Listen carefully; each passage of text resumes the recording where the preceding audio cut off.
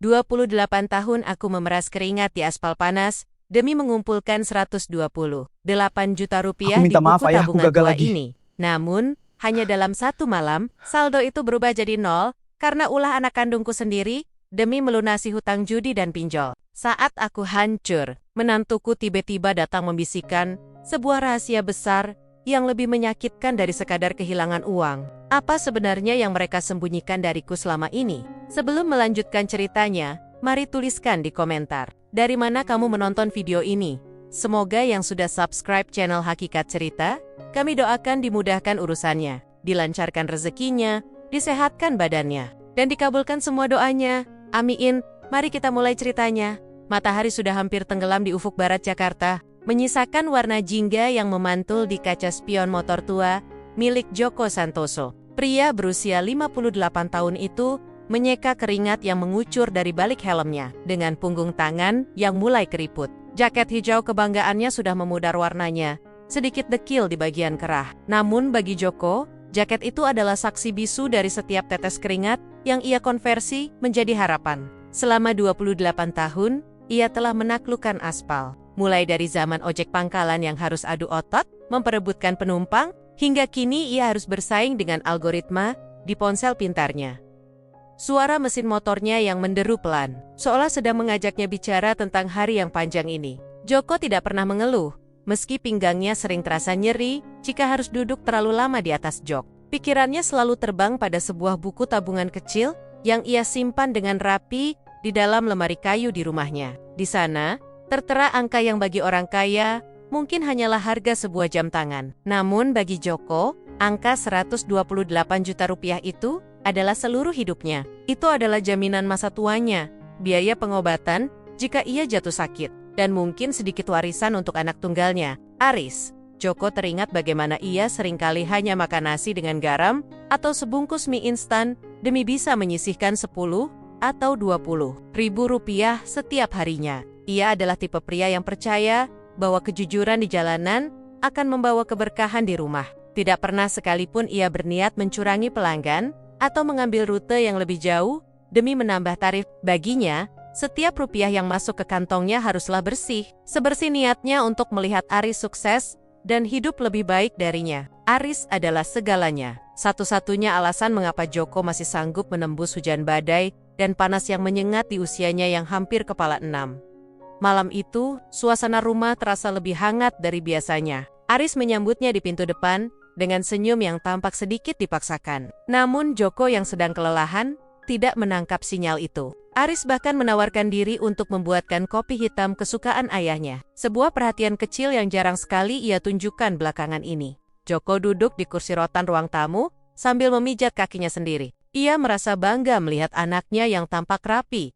Meski ia tahu Aris sering berganti-ganti pekerjaan dalam setahun terakhir. Di mata seorang ayah, kekurangan anak adalah hal yang bisa diperbaiki. Namun cinta adalah sesuatu yang tidak boleh berhenti saat menyeruput kopi hangatnya. Joko memandang foto mendiang istrinya yang terpajang di dinding. Ia bergumam dalam hati, berjanji bahwa ia telah menjaga amanah untuk tidak membiarkan Aris hidup kesusahan. Namun, ada sesuatu yang aneh dalam tatapan Aris malam itu. Matanya terus melirik ke arah kamar Joko, tempat lemari kayu itu berada. Aris berbicara tentang banyak hal, tentang rencana bisnis Castle Casilen, dan bagaimana dunia kerja semakin keras. Joko mendengarkan dengan seksama, sesekali memberikan nasihat bijak tentang kesabaran. Ia tidak pernah menyangka bahwa di balik kata-kata manis itu, sebuah rencana jahat sedang berputar di kepala anaknya. Joko masuk ke kamar dengan perasaan tenang. Setelah menghabiskan kopinya, ia berbaring di atas kasur tipis yang sudah menemaninya bertahun-tahun. Sebelum memejamkan mata, ia meraba laci tempat ia menyimpan ponsel dan buku tabungannya. Semuanya masih di sana. Atau setidaknya, begitulah pikirannya, menipu dirinya sendiri. Ia jatuh tertidur dengan mimpi tentang masa pensiun yang tenang di kampung halaman, tanpa tahu bahwa di luar kamar, Aris sedang melangkah tanpa suara, membawa kunci cadangan yang telah ia gandakan, diam-diam. Itulah malam terakhir Joko Santoso merasa sebagai pria yang paling beruntung di dunia, sebelum kenyataan merobek jantungnya tepat di tengah-tengah tidurnya yang lelap. Pagi itu udara terasa lebih berat dari biasanya, meski matahari bersinar cukup cerah di langit Jakarta yang berdebu. Joko bangun dengan perasaan yang tidak menentu, seolah ada beban tak kasat mata yang menekan dadanya sejak ia membuka mata. Ia melihat Aris sudah rapi, duduk di meja makan, sambil mengunyah roti dengan tergesa-gesa. Sikap anaknya itu sungguh berbeda. Aris yang biasanya bangun siang dan bermalas-malasan, kini tampak begitu bersemangat sekaligus gelisah di saat yang bersamaan. Joko hanya memperhatikannya dari ambang pintu kamar sambil membetulkan kerah jaket hijaunya yang sudah mulai menipis. Aris sempat menoleh dan melemparkan senyum lebar yang terlihat dipaksakan. Sebuah senyuman yang bagi Joko terasa asing karena terlalu manis. Anaknya itu kemudian menghampirinya, menjabat tangannya dengan takzim, lalu mencium punggung tangan Joko dengan durasi yang sedikit lebih lama dari biasanya. Ada aroma parfum mahal yang menyengat dari pakaian Aris, sesuatu yang Joko tahu tidak mungkin terbeli dari gaji serabutan yang selama ini diklaim oleh anaknya. Namun, sebagai ayah yang selalu mencoba berprasangka baik, Joko hanya menganggap itu sebagai tanda bahwa Aris mungkin baru saja mendapatkan keberuntungan dalam pekerjaannya. Kegelisahan Joko semakin menjadi ketika ia melihat Shinta, menantunya, keluar dari kamar dengan mata yang sembab dan wajah pucat pasi. Shinta tidak berani menatap mata Joko. Ia hanya menunduk dalam-dalam sambil meremas ujung daster yang dipakainya. Saat Joko menyapa dan bertanya, apakah ia baik-baik saja? Shinta hanya menjawab dengan anggukan singkat, lalu bergegas masuk ke dapur tanpa sepatah kata pun. Keheningan yang tercipta di antara mereka bertiga pagi itu terasa mencekam. Seperti ketenangan sesaat sebelum badai besar datang menghantam dermaga. Yang rapuh, Joko memutuskan untuk segera berangkat menarik penumpang demi mengusir pikiran buruk yang mulai menari-nari di kepalanya. Di sepanjang jalan, ia terus teringat bagaimana Aris beberapa kali menanyakan tentang sistem keamanan perbankan digital yang baru saja dipasang Joko di ponselnya. Joko memang gagap teknologi. Ia lebih suka menyimpan uang di bawah kasur jika saja tetangganya tidak meyakinkannya bahwa bank jauh lebih aman. Arislah yang membantu mengatur semuanya, mendaftarkan aplikasi di ponsel, dan membuatkan kata sandi yang katanya mudah diingat oleh ayahnya yang sudah menua itu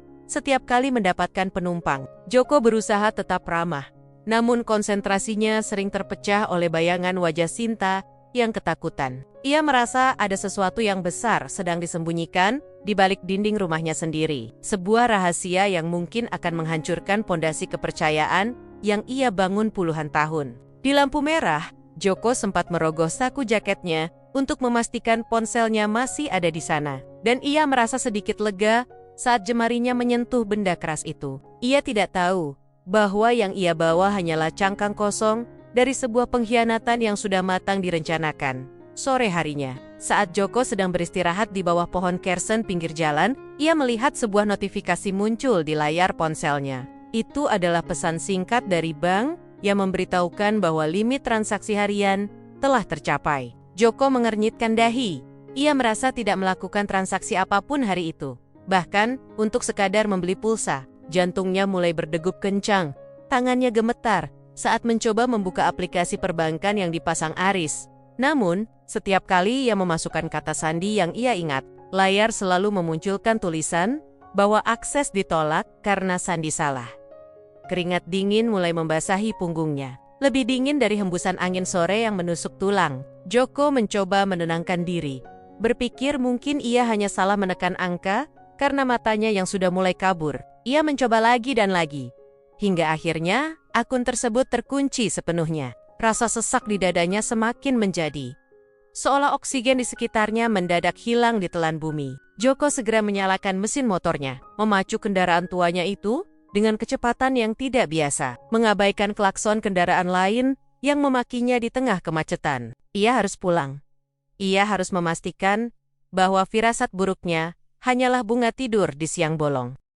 Suasana rumah begitu sepi saat Joko menginjakan kaki di teras yang lantainya sudah mulai retak-retak. Motor Aris tidak ada di sana, dan pintu depan terkunci rapat dari dalam. Joko mengetuk pintu dengan keras, memanggil nama Shinta berkali-kali, hingga akhirnya menantunya itu membukakan pintu dengan tangan yang masih gemetar. Tanpa banyak bicara, Joko langsung menuju kamarnya, menuju lemari kayu yang menjadi tempat perlindungan terakhir bagi harga dirinya. Ia menarik laci paling bawah, tempat ia biasa menyembunyikan buku tabungan fisik sebagai bukti otentik dari perjuangannya. Selama 28 tahun, tangannya meraba-raba ke bagian paling belakang laci. Namun ia tidak menemukan apapun kecuali debu dan selembar kertas truk belanjaan lama. Joko menarik laci itu hingga lepas dari engselnya, menumpahkan semua isinya ke lantai. Tapi buku tabungan bersampul biru itu tetap tidak nampak. Ia merasa dunianya seketika berputar. Kakinya lemas, hingga ia terduduk di lantai yang dingin. Shinta berdiri di ambang pintu kamar, menutup mulutnya dengan tangan, sambil menangis terisak-isak tanpa suara. Joko menatap menantunya dengan pandangan kosong, menuntut penjelasan yang sebenarnya sudah ia ketahui jawabannya di dalam hati. Dengan suara parau yang hampir habis, Joko bertanya di mana Aris berada. Shinta hanya bisa menggeleng sambil terus menangis. Air matanya jatuh membasahi lantai semen. Setelah dipaksa beberapa kali, barulah Shinta berani bicara bahwa Aris sudah pergi sejak siang membawa tas besar berisi pakaian. Shinta mengaku bahwa selama berbulan-bulan ini, Aris terjerat hutang pada belasan aplikasi pinjaman online untuk menutupi gaya hidupnya yang ingin terlihat kaya di depan teman-temannya. Bunga yang menumpuk membuat Aris gelap mata, dan puncaknya adalah semalam saat Joko tertidur lelap setelah meminum kopi yang ternyata sudah dicampur dengan obat tidur dosis ringan. Joko merasa seperti disambar petir di tengah padang luas. Uang 128 juta rupiah, hasil dari ribuan kilometer yang ia tempuh, jutaan tetes peluh yang menguap di aspal, dan ribuan kali rasa lapar yang ia tahan, raib dalam sekejap. Ia membayangkan setiap lembar ribuan yang ia kumpulkan dengan telaten, kini berpindah ke tangan para penagih hutang karena kelakuan darah dagingnya sendiri. Rasa sakit itu bukan karena uang yang hilang, melainkan karena kenyataan bahwa orang yang paling ia cintai adalah orang yang dengan tega merampok masa tuanya demi kesalahan yang tidak masuk akal. Ia mencoba bangkit dan menyeret langkahnya ke kantor bank terdekat yang masih membuka layanan pengaduan darurat. Di sana, seorang petugas dengan wajah iba menunjukkan riwayat transaksi dari akun milik Joko. Serangkaian transfer besar telah dilakukan ke beberapa nomor rekening yang tidak dikenal, menyisakan saldo hanya Rp50.000 saja. Angka 0 yang berjejer di layar komputer itu seolah menertawakan kemalangan Joko, mengejek setiap doa yang ia panjatkan di atas motornya setiap hari. Joko hanya bisa terdiam, tidak ada air mata yang keluar, karena rasa perihnya sudah melampaui kemampuan kelenjar air matanya untuk merespons. Malam itu, Joko duduk sendirian di ruang tamu yang gelap, menolak menyalakan lampu. Ia memegang ponselnya, mencoba menghubungi nomor Aris berkali-kali, namun hanya suara operator dingin yang menjawabnya. Shinta duduk di sudut ruangan, merasa sangat bersalah karena telah membantu Aris menyembunyikan masalah hutang tersebut selama ini. Bagi Joko, kegelapan malam itu adalah cerminan masa depannya yang kini menjadi abu. Tidak ada lagi rencana pensiun, tidak ada lagi bayangan hidup tenang di kampung halaman. Yang tersisa hanyalah seorang pria tua dengan jaket hijau dekil dan luka menganga di dada yang tidak akan pernah bisa sembuh oleh waktu. Keheningan malam itu akhirnya pecah oleh suara deru motor yang sangat Joko kenali di depan rumah. Aris pulang dengan langkah gontai, wajahnya kuyu dan pakaiannya tampak berantakan, jauh dari kesan rapi yang ia tunjukkan tadi pagi. Begitu pintu terbuka, pandangannya langsung membentur sosok Joko yang masih duduk mematung di kegelapan ruang tamu. Joko tidak menyalakan lampu, hanya cahaya temaram dari lampu jalan yang masuk melalui celah ventilasi, menyinari separuh wajah tua yang kini tampak 10 tahun lebih renta. Aris tersentak, ia mencoba berbalik untuk lari. Namun suaranya tertahan di tenggorokan saat Joko menyebut namanya dengan nada yang sangat rendah, namun bergetar hebat. Tanpa aba-aba, Aris langsung ambruk bersimpuh di depan kaki ayahnya. Sebuah pemandangan yang biasanya akan membuat hati Joko luluh seketika. Namun malam ini berbeda. Joko hanya menatap yuban-yuban anaknya dengan tatapan kosong yang mengerikan. Aris mulai meracau. Suaranya pecah oleh tangis yang terdengar seperti rintihan binatang yang terluka. Ia memegang erat kedua kaki Joko, memohon ampunan sambil bersumpah bahwa ia tidak punya pilihan lain karena nyawanya terancam oleh para penagih hutang yang terus mendatangi tempat kerjanya. Aris mengaku bahwa bunga pinjaman online itu telah menggulung hidupnya seperti bola salju yang meluncur dari puncak gunung, menghisap setiap rupiah yang bisa ia temukan. Joko tetap bergeming, tangannya yang kasar dan penuh kapalan karena puluhan tahun memegang stang motor hanya diletakkan di atas paha. Ia ingin marah, Ia ingin berteriak hingga seluruh tetangga mendengar betapa bejatnya anak yang ia besarkan dengan kasih sayang itu. Namun, yang keluar dari mulutnya justru adalah sebuah kesunyian yang menyiksa. Ia teringat saat Aris masih kecil. Bagaimana ia rela tidak membeli sepatu baru selama 3 tahun agar Aris bisa sekolah dengan seragam yang layak. Setiap putaran roda motornya di aspal panas Jakarta adalah doa agar Aris tidak perlu merasakan pedihnya menjadi orang kecil yang dipandang sebelah mata. Aris terus membela diri dengan alesan-alesan yang terdengar semakin konyol di telinga Joko. Ia mengatakan bahwa uang itu sebenarnya ia gunakan untuk investasi yang ia harap bisa menggandakan tabungan ayahnya. Namun, ia tertipu. Kebohongan demi kebohongan meluncur begitu saja dari bibir Aris, mencoba menutupi fakta bahwa ia telah merampok masa tua ayahnya sendiri. Joko memejamkan mata, merasakan denyut di pelipisnya yang semakin kencang. Ia menyadari bahwa anak di depannya ini bukan lagi Aris kecil yang jujur, melainkan seorang pria dewasa yang telah kehilangan kompas moralnya demi gaya hidup yang semu. Sinta muncul dari balik tirai kemar, menatap suaminya dengan tatapan benci yang bercampur dengan rasa muak. Kehadiran Sinta seolah menjadi katalisator bagi meledaknya emosi yang sejak tadi ditahan oleh Joko. Aris mencoba meraih tangan istrinya, mencari dukungan moral, namun Sinta justru menepisnya dengan kasar. Di ruang tamu yang sempit itu, topeng Aris, sebagai anak yang berbakti dan suami yang bertanggung jawab benar-benar hancur berkeping-keping. Joko perlahan berdiri, melepaskan pegangan tangan Aris di kakinya dengan gerakan yang sangat pelan namun tegas, seolah ia sedang melepaskan beban paling berat dalam hidupnya. Malam semakin larut, namun tidak ada satupun dari mereka yang beranjak untuk tidur. Joko berjalan menuju jendela, menatap motor tuanya yang terparkir di bawah pohon kersen. Ia merasa seperti baru saja kehilangan separuh jiwanya. 128 juta rupiah itu bukan sekadar angka di buku tabungan. Itu adalah harga diri, keringat, dan sisa hidupnya. Kini, semuanya telah menguap menjadi angka-angka digital di rekening perusahaan pinjaman online yang tak pernah ia kenal. Aris masih terus terisak di lantai. Namun, bagi Joko, suara tangisan itu kini terdengar seperti musik sumbang yang tidak lagi memiliki makna apapun selain kekecewaan yang mendalam.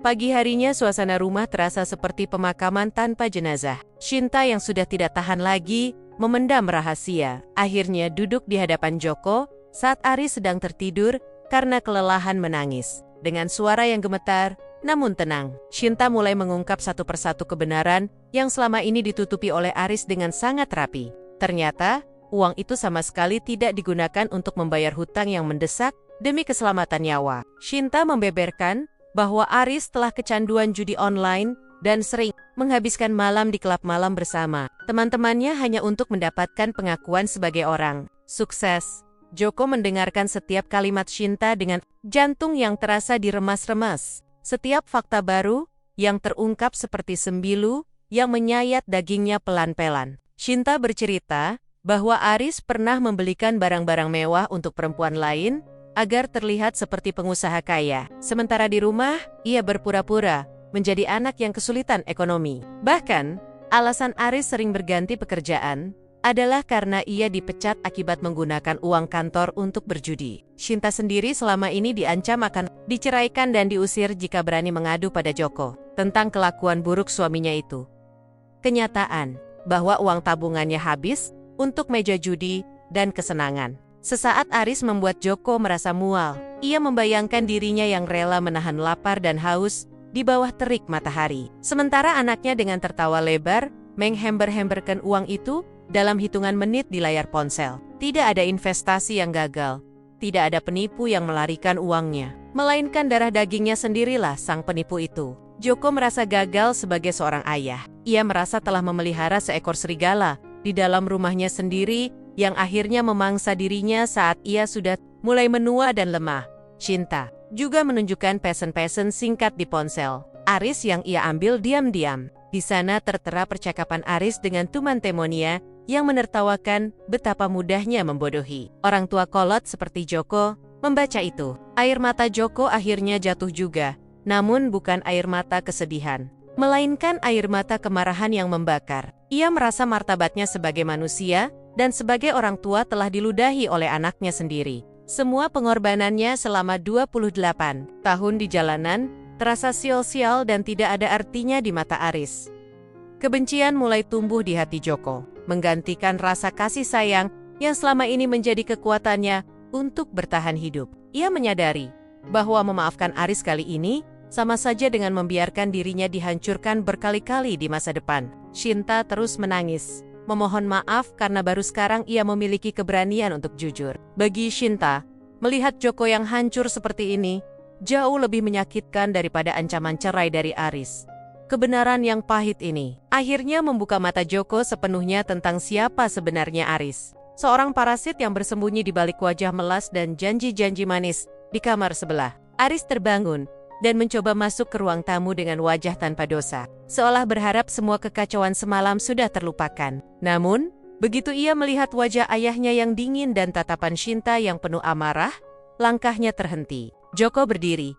Ia tidak lagi tampak seperti pria tua yang rapuh. Ada ketegasan yang sangat menakutkan, terpancar dari sorot matanya yang tajam. Ia tidak butuh lagi penjelasan atau permohonan maaf yang palsu. Baginya, Aris yang ia kenal sudah mati bersama hilangnya angka-angka di buku tabungannya semalam. Dan sekarang yang berdiri di depannya hanyalah seorang asing yang tidak punya tempat lagi di hidupnya. Pagi yang seharusnya membawa harapan baru, justru terasa seperti lonceng kematian bagi hubungan darah di rumah itu. Joko berdiri dengan punggung tegak, posisi tubuh yang jarang ia tunjukkan sejak beban usia mulai menggerogoti fisiknya. Ia memandang Aris yang mencoba mendekat dengan wajah memelas. Namun Joko segera mengangkat tangannya, memberi isyarat berhenti yang tak terbantahkan. Tidak ada teriakan, tidak ada piring yang pecah. Hanya kesunyian yang lebih tajam dari sembilu. Joko berjalan ke kamar Aris, mengambil sebuah tas kain besar yang sudah usang, lalu mulai memasukkan pakaian anaknya satu persatu tanpa mempedulikan lipatannya. Aris panik. Ia berlutut di ambang pintu kamar sambil meracau tentang masa depan dan bagaimana ia akan bertahan hidup di jalanan jika diusir. Namun, Joko seolah telah menutup rapat pintu hatinya. Telinganya sudah tuli terhadap setiap rintihan yang kini terdengar seperti dengungan lalat yang mengganggu. Baginya, setiap helai baju yang ia lempar ke dalam tas adalah simbol dari setiap tahun pengorbanannya yang telah dikhianati. 128 juta rupiah mungkin bisa dicari lagi dengan sisa tenaganya. Namun kepercayaan yang dihancurkan oleh anak sendiri adalah kematian sebelum ajal yang sesungguhnya. Setelah tas itu penuh, Joko menyeretnya ke ruang tamu dan melemparkannya ke dekat pintu depan yang terbuka lebar. Ia menatap Aris dengan mata yang kering, tanpa ada setetes pun air mata yang tersisa untuk anak itu. Dengan suara rendah yang bergetar, karena menahan amarah yang teramat dalam, Joko mengatakan bahwa mulai detik ini, ia tidak lagi memiliki putra bernama Aris. Segala ikatan batin yang selama ini ia puja, telah ia putus secara sepihak di atas altar. Pengkhianatan judi online dan kebohongan pinjol. Aris mencoba meraih tangan ayahnya untuk terakhir kali. Namun Joko menarik tangannya dengan jijik, seolah baru saja menyentuh bangkai yang membusuk. Shinta berdiri di sudut ruangan, hanya bisa mematung melihat ketegasan mertuanya yang tak terduga. Joko kemudian berpaling pada menantunya itu, memberikan pilihan yang sangat sulit, namun adil. Jika Shinta ingin tetap tinggal dan dianggap sebagai bagian dari keluarga, ia harus melepaskan Aris sepenuhnya, karena Joko tidak akan membiarkan parasit kembali masuk ke dalam rumahnya. Shinta yang sudah muak dengan segala manipulasi Aris selama bertahun-tahun, akhirnya memilih untuk tetap berada di sisi Joko. Ia membantu mendorong Aris keluar dari pintu, menutup rapat daun kayu itu, dan memutar kunci 2 kali seolah sedang menyegel sebuah kutukan. Aris berteriak dari luar, menggedor pintu dengan kepalan tangan yang mulai memerah. Namun Joko hanya duduk kembali di kursi rotannya. Ia mengambil jaket hijaunya yang tergeletak di meja, memakainya dengan perlahan dan merapikan kerahnya. Di balik pintu yang tertutup, suara teriakan Aris perlahan menjauh, seiring dengan langkah kakinya yang terseret pergi membawa rasa malu. Joko memejamkan mata sejenak, menghirup udara yang terasa lebih ringan, meski hatinya masih terasa kosong. Ia tahu bahwa mulai hari ini, perjuangannya di jalanan bukan lagi untuk siapa-siapa, melainkan untuk menjaga sisa martabatnya sendiri hingga liang lahat menjemput. Bulan-bulan berlalu dengan sangat cepat bagi Joko, namun terasa seperti keabadian yang menyiksa bagi Aris. tanpa rumah untuk berteduh dan tanpa nama besar. Ayahnya yang selalu menjamin yutengnya di lingkungan sekitar. Aris mulai merasakan dinginnya aspal yang sebenarnya. Ia mencoba mencari pekerjaan. Namun catatan buruknya di kantor lama dan reputasinya sebagai pencuri uang orang tua telah menyebar luas melalui mulut ke mulut di lingkungan mereka. Tidak ada satupun teman lama yang dulu ia traktir dengan uang hasil curian mau membukakan pintu untuknya, apalagi meminjamkan uang untuk sekadar makan. Sehari-hari para penagih hutang pinjaman online yang dulu ia hindari kini semakin beringas mencarinya karena bunga yang terus berbunga hingga mencapai angka yang tak masuk akal. Aris hidup berpindah-pindah dari satu emperan toko ke emperan toko lainnya. Selalu terjaga setiap kali mendengar suara motor mendekat karena takut itu adalah orang suruhan aplikasi pinjol. Wajahnya yang dulu klimis kini ditumbuhi janggut kusam. Matanya cekung karena kurang tidur dan kurang gizi. Ia seringkali harus mengais sisa makanan di belakang warung makan.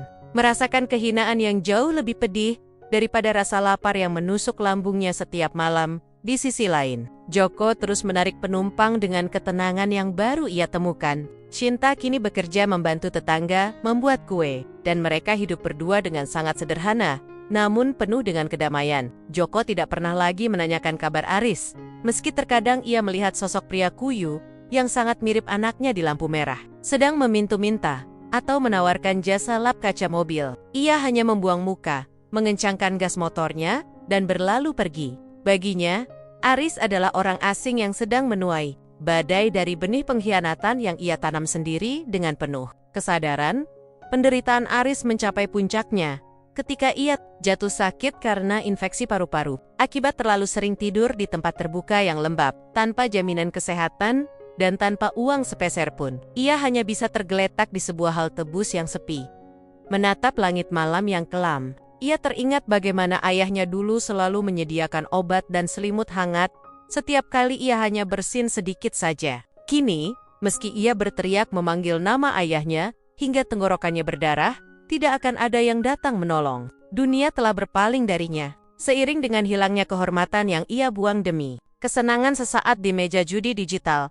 Kehidupan Aris benar-benar hancur berkeping-keping, tanpa ada harapan untuk bangkit kembali. Ia terjepit di antara hutang yang tak mungkin terbayar dan kondisi fisik yang semakin melemah setiap harinya. Setiap kali ia melihat pengemudi ojek online dengan jaket hijau lewat di depannya, dadanya terasa sesak oleh penyesalan yang terlambat. Ia menyadari bahwa harta 128 juta yang ia curi bukan hanya uang, melainkan nyawa dan cinta ayahnya yang kini telah tertutup rapat baginya. Aris berakhir sebagai bayangan di kota besar, seorang pengemis yang membawa beban dosa yang akan terus mencekiknya hingga nafas terakhirnya tiba.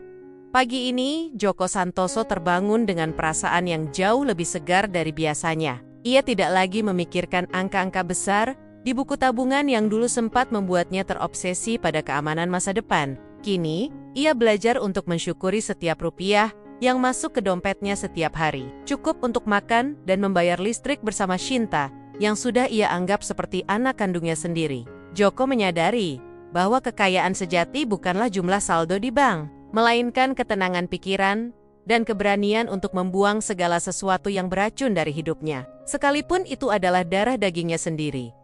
Ia memanaskan mesin motornya di teras rumah, yang kini terasa lebih luas dan bersih, tanpa kehadiran sosok yang manipulatif. Shinta keluar membawa bungkusan bekal makan siang dan sebotol air minum, menyelipkannya ke dalam bagasi motor Joko dengan senyum tulus. Hubungan mereka yang murni atas dasar rasa hormat dan senasib sepenanggungan menjadi pondasi baru yang jauh lebih kuat daripada hubungan darah yang palsu. Joko memasang helmnya, menarik sarung tangan kulitnya yang sudah bolong di bagian jempol, lalu perlahan mengarahkan motornya keluar dari gerbang kecil rumahnya menuju riuhnya jalanan Jakarta. Di sebuah perempatan jalan yang padat, Joko melihat kerumunan orang sedang mengerumuni seorang gelandangan yang sedang diinterogasi oleh beberapa pria berbadan tegap. Kemungkinan besar penagih hutang atau pihak berwajib. Dari keyohan, Joko mengenali potongan rambut dan bentuk bahu gelandangan itu. Itu adalah Aris yang sedang gemetar ketakutan, memohon-mohon ampun dengan wajah yang sudah babak belur. Namun, Joko tidak menghentikan laju motornya. Ia tidak merasakan kebencian lagi, namun juga tidak merasakan iba sedikit pun. Ia hanya melewati kerumunan itu, seolah-olah mereka hanyalah bagian dari dekorasi jalanan yang tidak relevan dengan tujuannya. Joko terus melaju, membelah kemacetan dengan kemahiran yang hanya dimiliki oleh mereka yang sudah puluhan tahun bersahabat dengan aspal. Angin sepoi-sepoi menerpa wajahnya yang keriput, memberikan rasa sejuk yang menenangkan. Ia tahu bahwa Aris akan menanggung akibat dari perbuatannya seumur hidup. Terperangkap dalam lingkaran setan kemiskinan dan ketakutan yang ia ciptakan sendiri. Itu adalah hukum alam yang paling adil. Sebuah balasan yang tidak perlu tangan Joko sendiri yang turun tangan untuk melakukannya. Biarlah waktu dan jalanan yang menjadi hakim bagi anak yang telah melupakan akar kebaikannya. Matahari mulai meninggi, menyinari jaket hijau Joko yang kini tampak bersinar terkena cahaya. Di sisa hidupnya ini, Joko tidak lagi mengejar tumpukan uang yang bisa hilang dalam semalam. Ia hanya ingin terus bergerak, merasakan getaran mesin di bawah kakinya, dan menikmati setiap tegukan kopi di warung pinggir jalan, sambil berbincang dengan sesama pejuang aspal. Hidupnya mungkin sederhana, bahkan cenderung kekurangan jika dilihat dari kacamata orang awam. Namun di dalam hatinya, Joko merasa lebih kaya dari siapapun. Ia telah merdeka dari pengkhianatan, dan ia telah memenangkan kembali harga dirinya di atas roda dua yang terus berputar menuju ufuk harapan.